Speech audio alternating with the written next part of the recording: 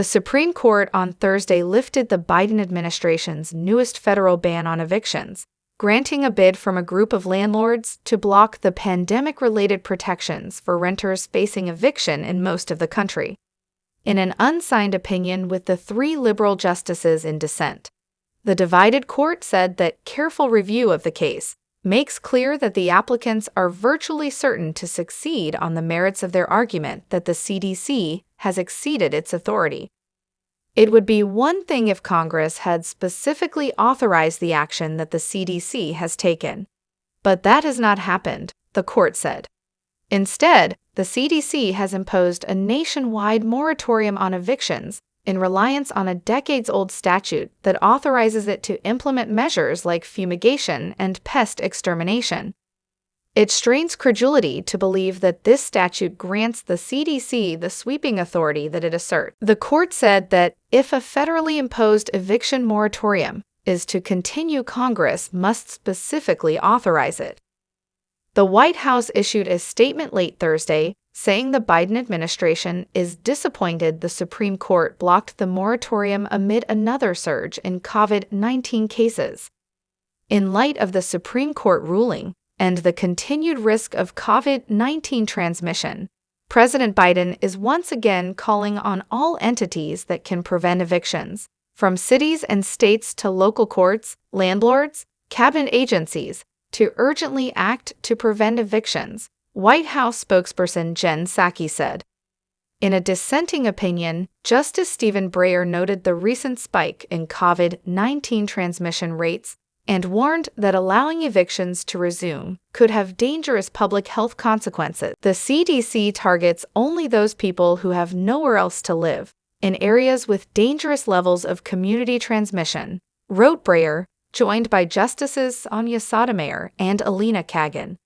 These people may end up with relatives in shelters or seeking beds in other congregate facilities, where the doubly contagious Delta variant threatens to spread quickly.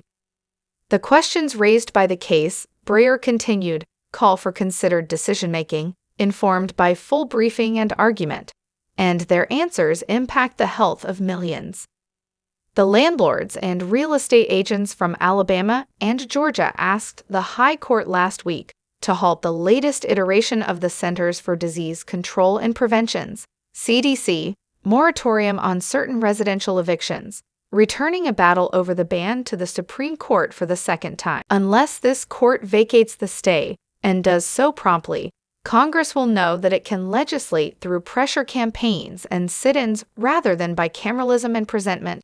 The executive branch will know that it can disregard the views of a majority of justices with impunity, and this court will know that its carefully considered rulings will be roundly ignored, they told the court.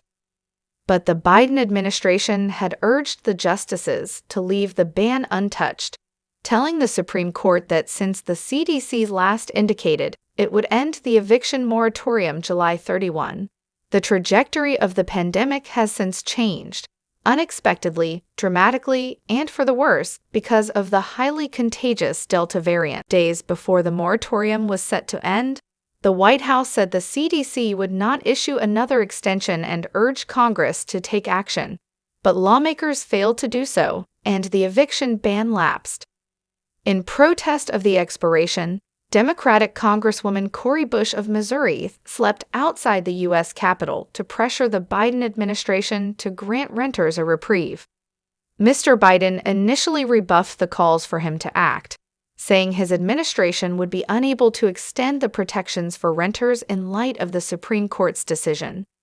But congressional Democrats continued their pressure campaign, and the CDC ultimately issued a new ban in areas of substantial and high levels of COVID-19 transmission until October 3, which covered more than 90% of the country. Mr. Biden acknowledged the new moratorium may not pass constitutional muster, but told reporters that by the time it gets litigated, it will probably give some additional time while we're getting that $4 to $5 billion out to people who are, in fact, behind in the rent and don't have the money.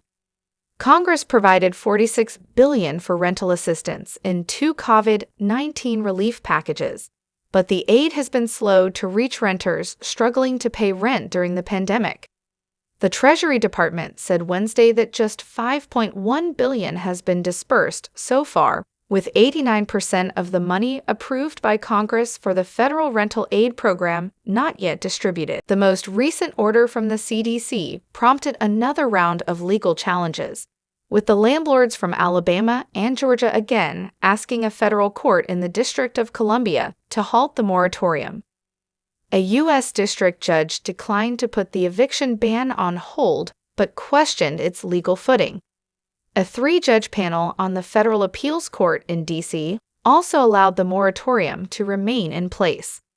In other news, Bernie Sanders is shifting into a new phase of his legacy-defining work on Democrats' $3.5 trillion spending plan, protecting it from members of his own party and selling it to the public. Sanders understands that there will be changes to his vision, given the party's slim majorities in each chamber, now that the blueprint is approved. But as Senate moderates propose chipping away at the $3.5 trillion price tag, he's in no mood to haggle on the top-line number. "I already negotiated. The truth is we need more," Sanders said in an interview on Wednesday, ahead of a swing into conservative parts of the Midwest to stump for his transformative policy blueprint. "The needs are there. This is, in my view, the minimum of what we should be spending." The longtime progressive advocate is pursuing his own 2-track strategy as his party seeks to pass both a bipartisan infrastructure bill and a Democratic-only spending bill this fall and send them to President Joe Biden's desk. Sanders is trying to sell Republican voters on Democrats' agenda in hopes of increasing popular support for the historic spending push, while also coaxing his own moderate Democratic colleagues to support one of the largest federal expansions of benefit programs ever. It's a tricky balancing act for what's shaping up to be a pivotal few weeks for Sanders, a 2-time presidential candidate who Republicans like to assert is essentially running the party's policy operation. Yet Sanders is eager to meet Republicans where they are, literally. The Vermont senator is barnstorming conservative Iowa and Indiana this weekend to sell Democrats' sweeping visions of hiking taxes on the wealthy and corporations while expanding health care coverage, taking climate action, and increasing access to education. He's also expected to host an event in Michigan with progressive Democrat Rep. Rashida Tlaib. "I understand that budget chairpersons, historically, have done their work within the Beltway in D.C. I think really the function of a budget chairman is to get out among the people," Sanders said. "What we are proposing in this budget is going to be enormously popular." Yet, as he seeks to increase support among working-class Republicans across the country, Sanders also must ensure he can keep his fellow 49 Democratic caucus members on board in D.C. It's part of an inside-outside game Sanders has worked on for years, in part with his fellow Brooklynite-turned-majority leader. He's great at coming up with ideas and getting a movement behind it. But now he's proven to be a really good legislator as well, said Senate Majority Leader Chuck Schumer. "We've worked so closely together, we probably talk 4 or 5 times a day." Sanders said if he could, he would travel to all 50 states this fall to make his case, and he did not rule out West Virginia and Arizona, home to the Senate's 2 most conservative Democrats. Thanks for watching. Stay tuned for more news and updates. Don't forget to subscribe to our channel.